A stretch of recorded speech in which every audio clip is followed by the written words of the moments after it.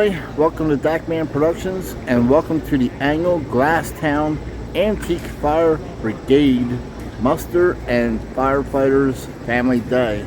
Yeah, that's a wordful. We are here at Wheaton Arts, known formerly as Wheaton Village, changed the name to Wheaton Arts many years ago, Millville, New Jersey.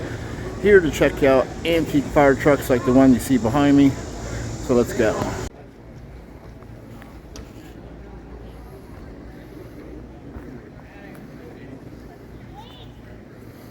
Check this truck out here.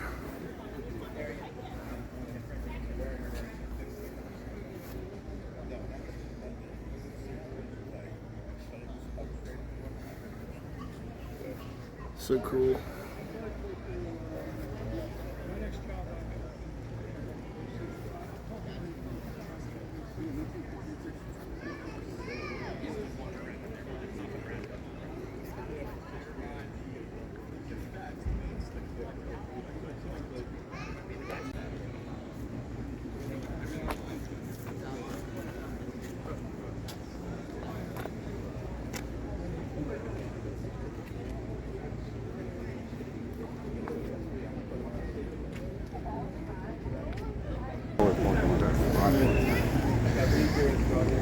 So here we have a Firebrand 1961 with a Waukesha gas-powered engine, 5-speed fuller overdrive transmission.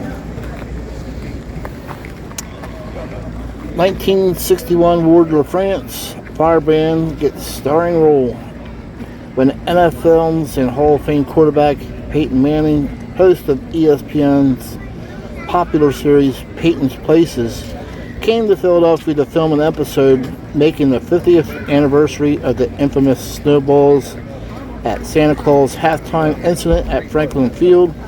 The story took an unexpected turn, featuring a surprising co-star, a long retired fire truck. Dressed in a red suit and white beard, Manning took to the streets of Philadelphia in a true Santa style. Through this time, he was one dishing out the snowballs from Center City to Old City. He gleefully lobbed them at suspecting passerby, making stops at iconic spots like Pat Steaks and Independence Hall. The festive mischief came full circle when he returned to Franklin Field, scene of the infamous 1968 Santa Claus game, where, in a fitting twist, Manning found himself on the receiving end, hilariously pelted by former NFL star Ricky Watters and Matt Millen. The 61, powered by its Waukesha gas engine, double clutch manual transmission and manual steering, operated for 6.5 consecutive hours, navigating 27 miles of congested city streets while consuming 9 gallons of gas. Oh yeah. And there you guys go.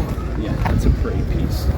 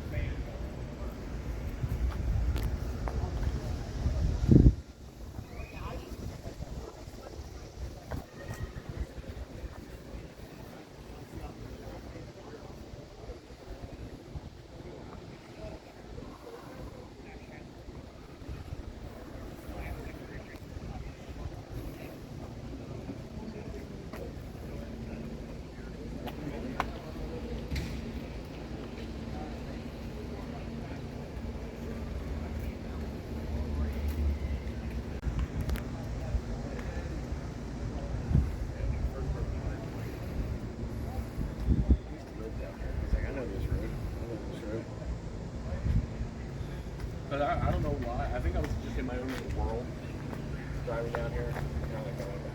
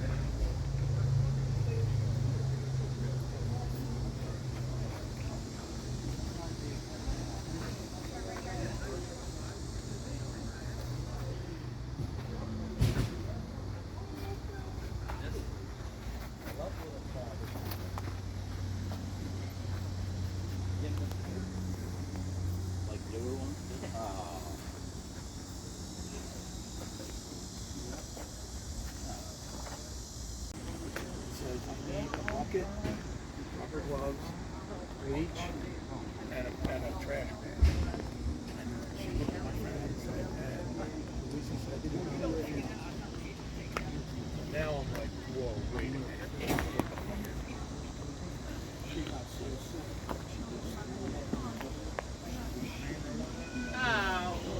All over the back. All over the back.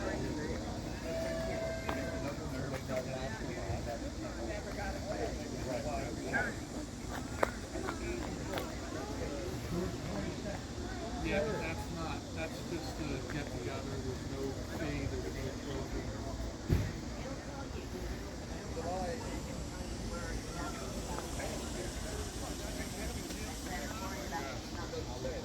Oh, yeah. Mark Girl, I went to school with. And I'm talking on Facebook because he's got trained for it. He doesn't anymore, but he still has all the stuff.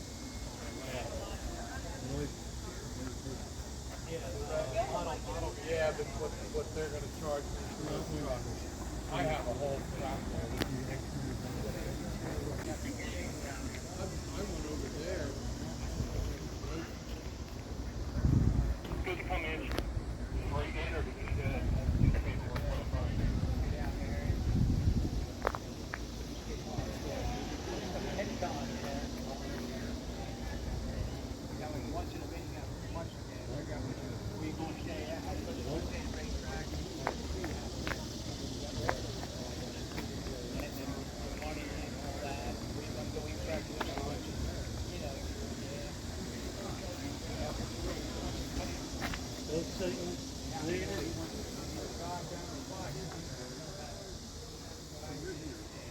You get to see a lot of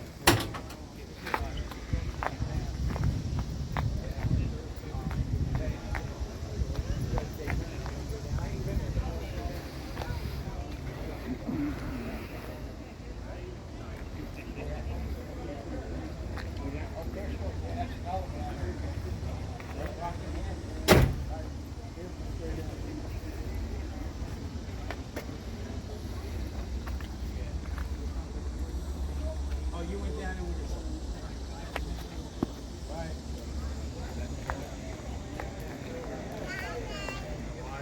Yeah.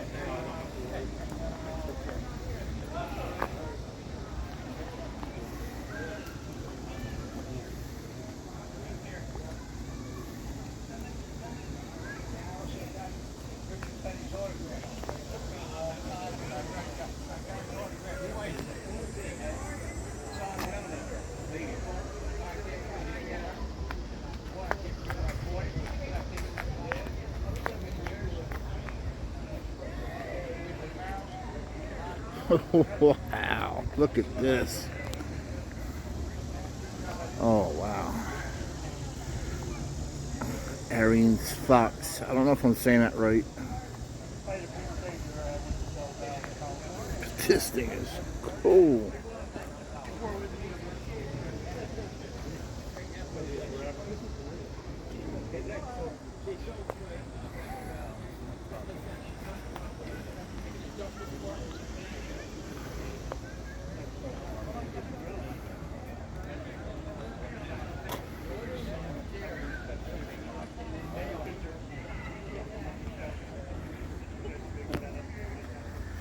Oh, wow.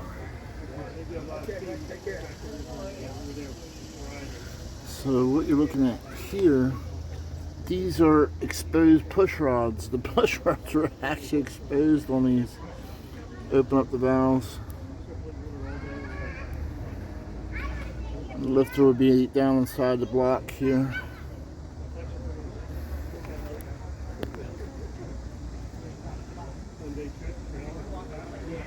This is crazy. See that one?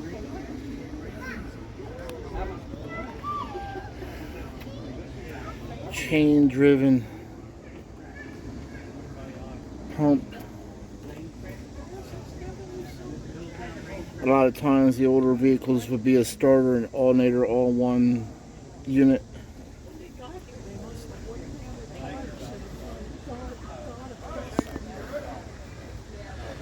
You have your advanced timing and idle levers.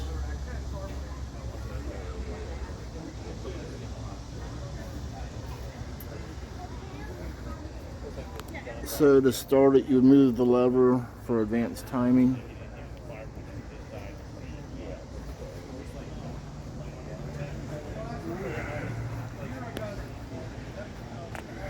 The string is really, really nice. Let's check out the wheels here.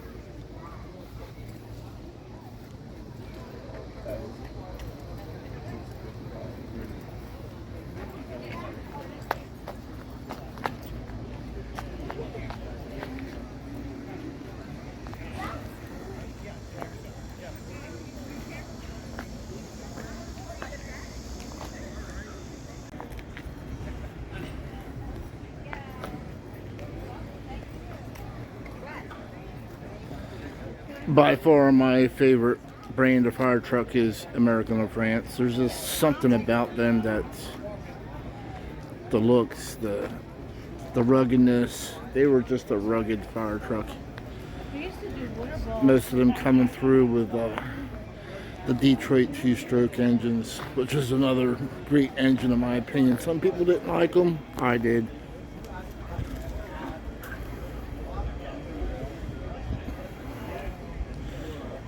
I thought the Detroit two-stroke was a great engine. Not the tax exempt, but the tax. It's like less grass and I have no worry about it. And I'm like, no man, because but he's got two kids and he's still going to school, goes to school, he's a nurse over here at the hospital. So whatever you're flying, and that's when you get the flight line assessment, you're paying pennies on the dollars for the tax compared to what you are now. Well, I haven't got the new tax.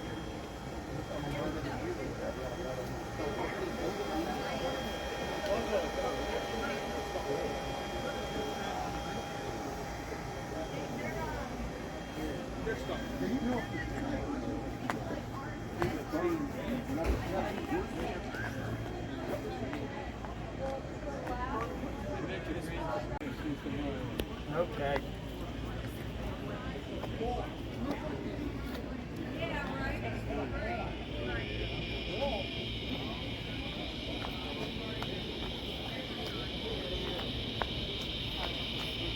No, that's from the original one. That's the original. They used to be wrong. No, that's the original.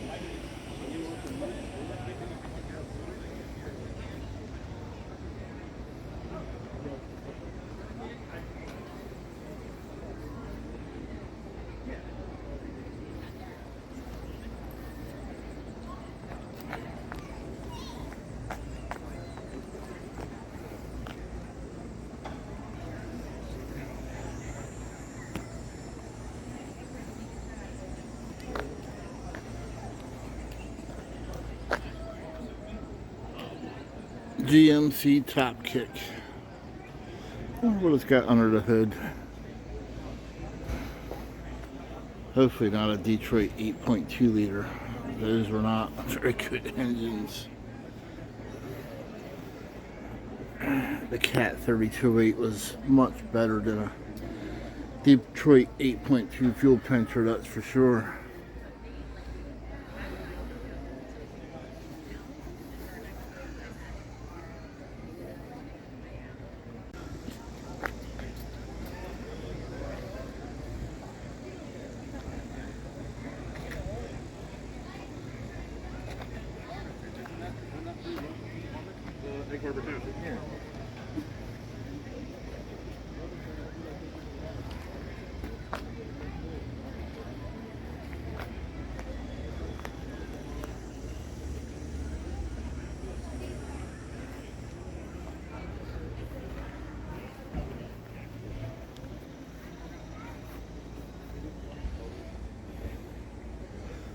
Nice day today, but a little on the hot side.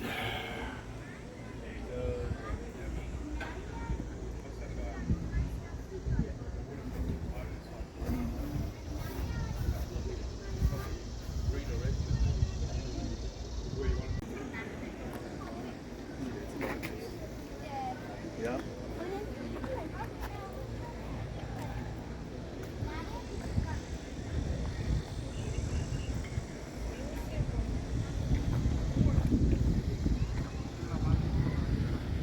R model Mac.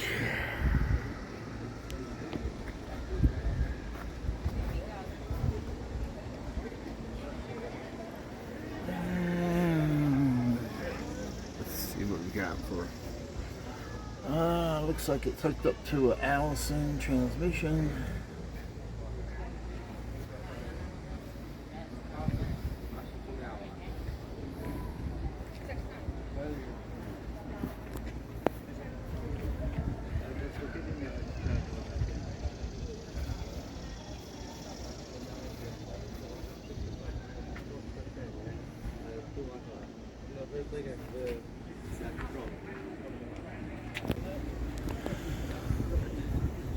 So most of these fire trucks you're seeing are privately owned. Sometimes municipalities do bring them out to the show, and this is one of them. This actually belongs to Centerton Fire Company. You can tell it's got a municipality tag on it.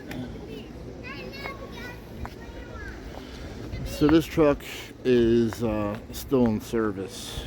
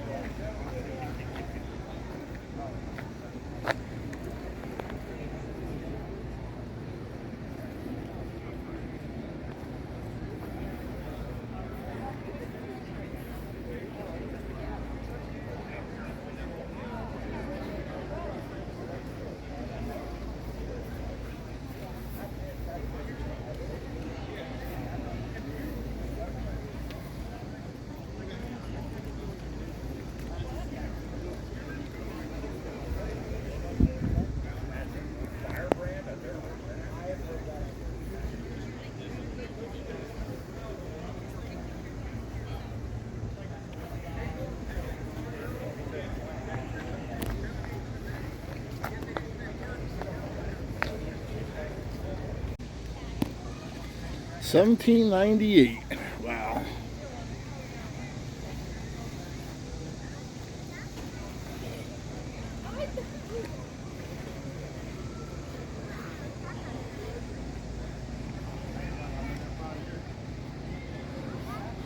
1925, American of France.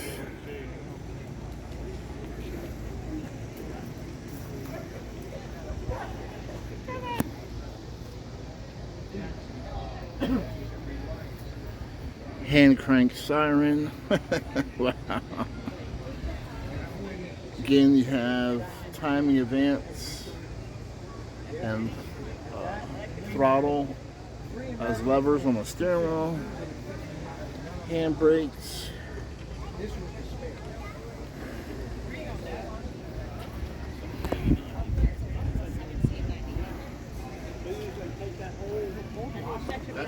Chain drive.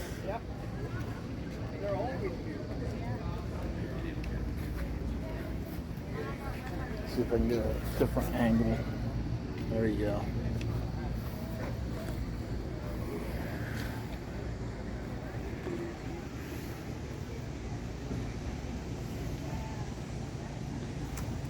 Very nice.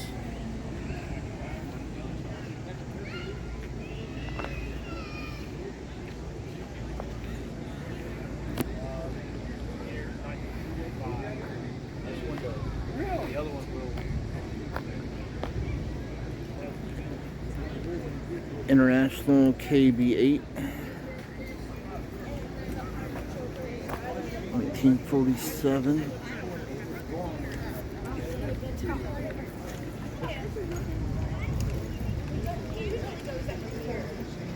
Anything that had a basket on the top with a booster. No reel. You just laid the hose on the basket. Yeah, you can see the picture there before the restoration. Oh yeah, brass. A little brass in there. Back then, they used a lot of brass.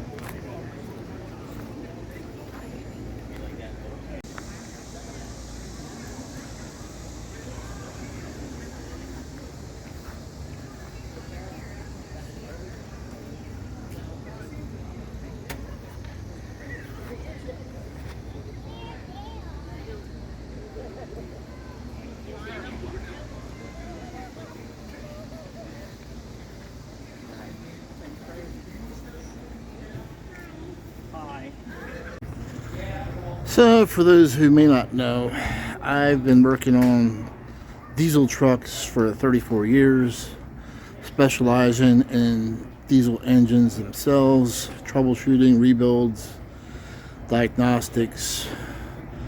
So I specialized in the engine part of it, but I have done other work, transmissions, clutches, stuff like that. And over those years, 34 years, I always see once in a while something I worked on back in the day. And I remember Port Norris bringing their trucks once in a while to this one shop I worked at. So when this was still in service, I don't know if this is the exact one, but I do remember working on Port Norris fire trucks back in the 90s.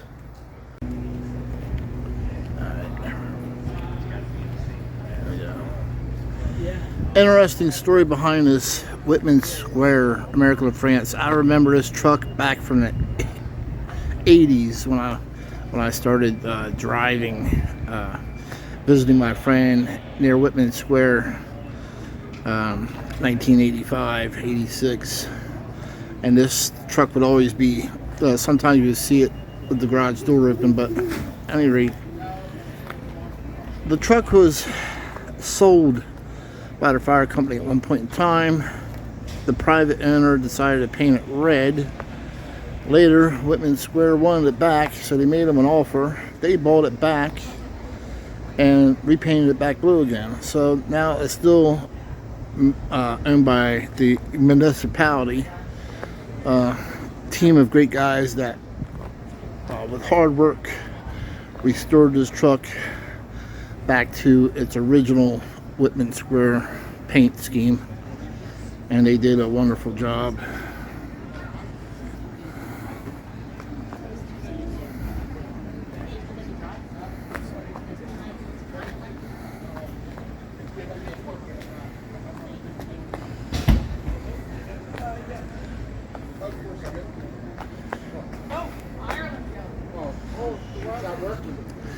It's a taller squirt as well.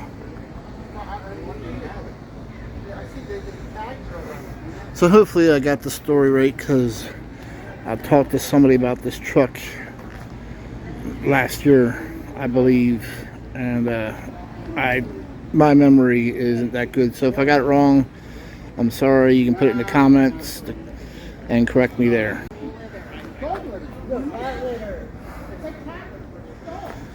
Seagrave.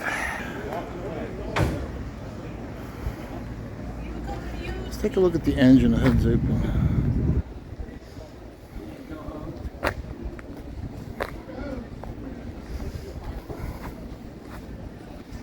Oh yeah. So it does have the Seagrave V12 in there. 2 plugs per cylinder. It has 2 distributors and 2 carbs, the carburetors. One feeds each bank of a V12. The idea behind the dual plug and dual distributor was to have a redundant ignition system. So if something happened, like let's say a spark plug failed, or the points inside the distributor failed, they could actually throw a switch and go to the secondary ignition system and get to the fire without breaking down. So most of the trucks back in the day had redundant ignition systems, only because, you know, having points and coils and stuff, you never know when something was going to fail. American France did the same thing with their V12, their twin plug 2 distributor as well. Some trucks featured a distributor and a magneto as a backup, so it all depended.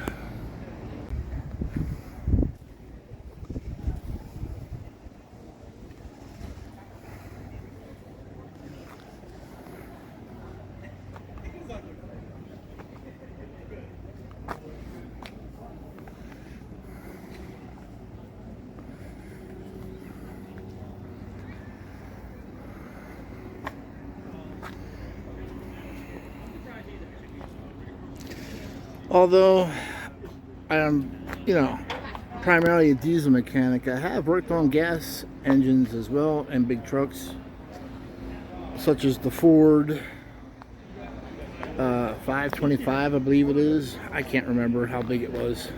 Something like that. The GMC 366 and the 360s.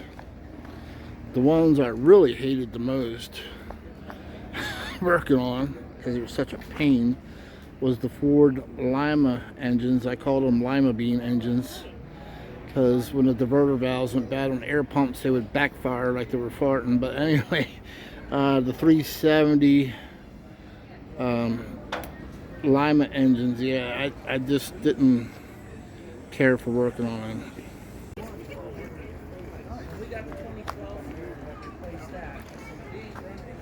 Mac MB.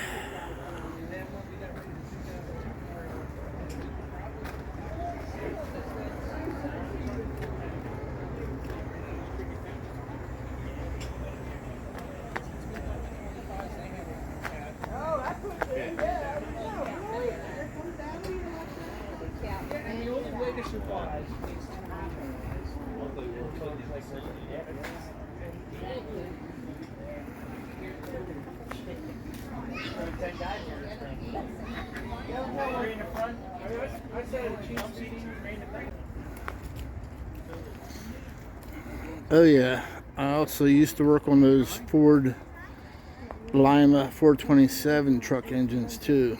Yeah, not much better of a step up from a 370, but I'm sure there'll be people who will disagree.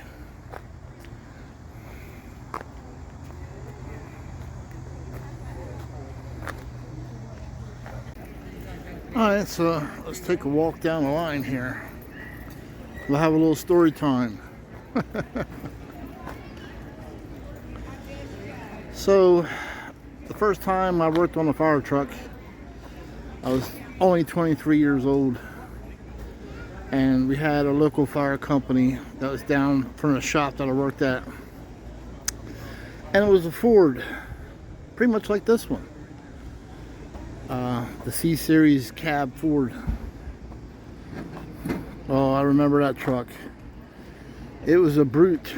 It had a bumper that stuck out at least 2 foot in front of it. It had diamond plate on top of the cab. Why? I don't know. And on top of that, it was a crew cab, meaning it would fit 4 people. And of course, on that particular C-Series Ford, there was no cab jack. So it took 4 of us to tilt the cab on this truck once we got it back. 2 guys on each side. And rely on the factory cab safety bar to hold it in place. It's kind of nervous working on it, actually. And that had a gas engine in it. Ford gas engine. But I remember that truck quite distinctively. It wasn't like this one. It had the cab was longer than that. It was a big cab. Actually, that truck should have had, for safety reasons, a cab jack, but it didn't. But at any rate, it had one heck of a siren on it. I'm looking for one here today. This siren was huge. It was basically a starter that was a siren. And I remember looking at that big siren, and I decided I wanted to hear what it sounded like. So out in the parking lot, I decided to go ahead and turn the siren on, and I wound it all the way out too. The foreman of the shop come running out. Of course, I couldn't hear him. I just see his lips moving, but I knew what he was saying. He was telling me to hit the siren brake. Only at the time, I didn't know it. The siren brake didn't work. He tried multiple times. So we had to let the truck sit there until the siren wound all the way down. About an hour later, yeah, I'm laughing at myself. The things you do when you're younger. So an hour later, I was finally able to bring that truck inside to work on it.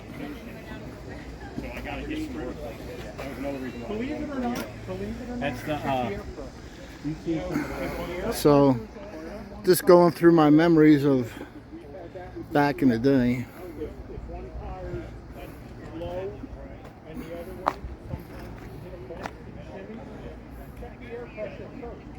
Then if it's not, then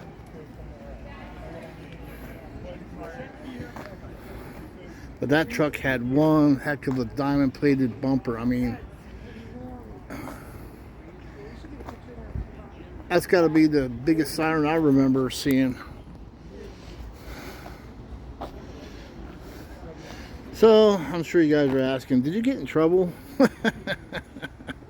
Well, yeah, the shop owner came out and asked me why I did that. And, you know, I was truthful to him. I said, look, I'm sorry, but I never worked on a fire truck before. I was fascinated by that siren. I had to hear it. He says, okay, just don't do that no more. And there's your Dakman fire truck story.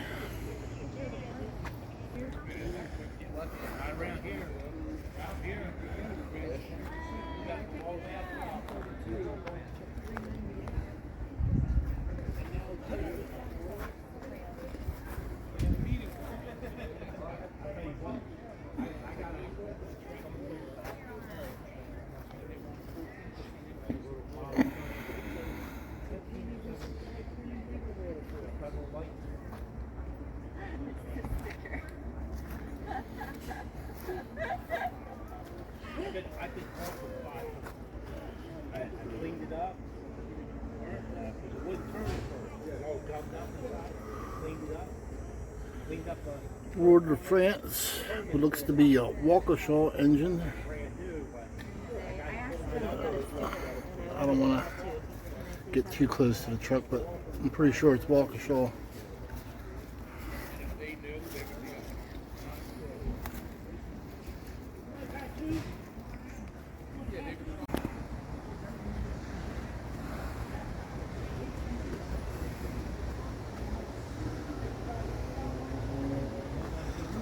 A Han fire truck seems to be a fan favorite with firefighters too. Also, they could be found with Detroit two-stroke engines. And yeah, they were a great, decent, dependable fire truck as well, just like the American of France.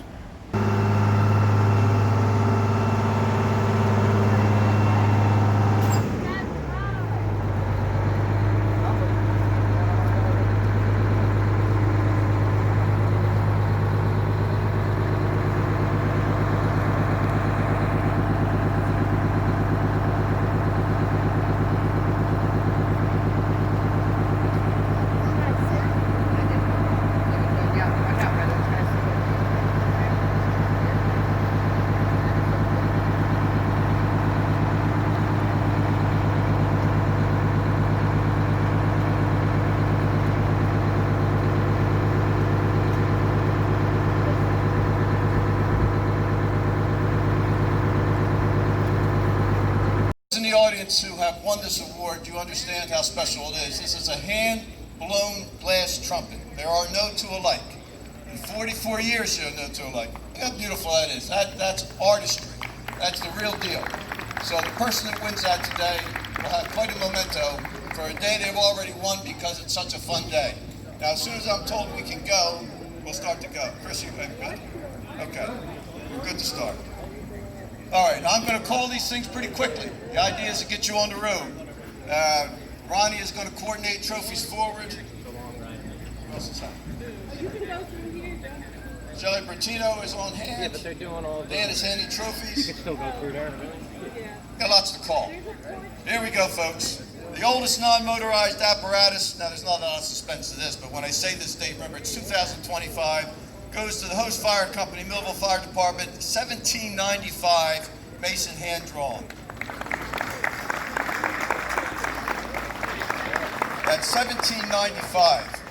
I don't know if there's anybody here old enough to remember that year, but that's pretty good. They're making their way.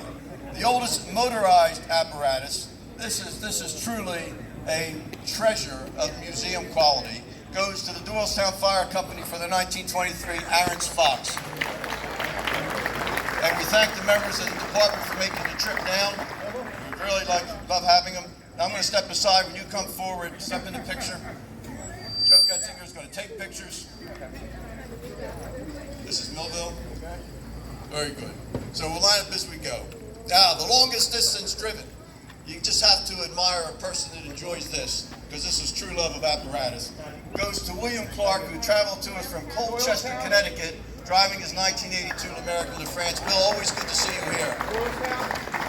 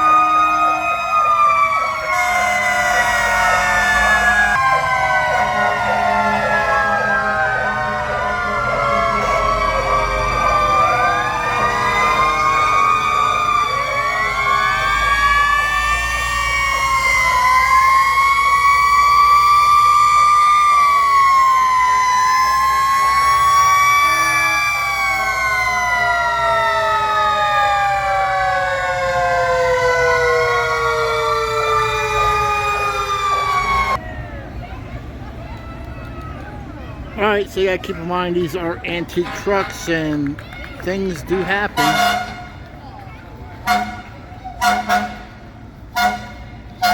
Looks like she quit running.